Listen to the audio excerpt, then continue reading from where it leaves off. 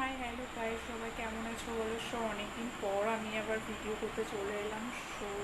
আমি সত্যি কথা বলতে অনেকদিন ভিডিও করিনি। আমি আইসিইউতে অ্যাডমিট ছিলাম। এমন একটা জিনিস দেখার পর আমি সেন্সলেস হয়ে গেছিলাম, আমি কোমায় চলে গেছিলাম।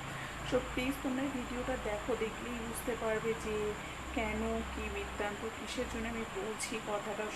এরকম একটা দৃশ্য দেখার পরে যে কোনো মানুষই কোমায় চলে যাবে বা আইসিইউতে অ্যাডমিট হয়ে যাবে। সত্যি বলার বাইরে। এরকম একটা দৃশ্য তোমরা যদি দেখো, তোমরা নিজেরাই দেখলে বুঝতে পারবে যে এরকম একটা কী হচ্ছে, এরকম একটা কী দৃশ্য।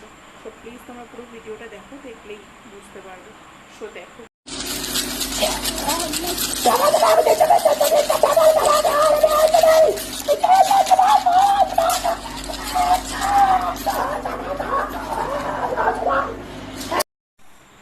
গাইস বলো, এটা কি ভাবা যায়? এরকম দৃশ্য দেখা যায়?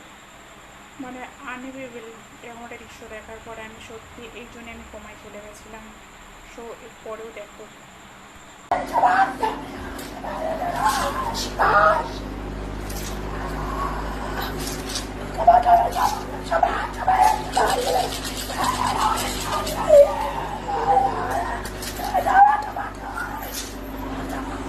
ভিডিও কোন শিব আজও পর্যন্ত দেখেছো তোমরা?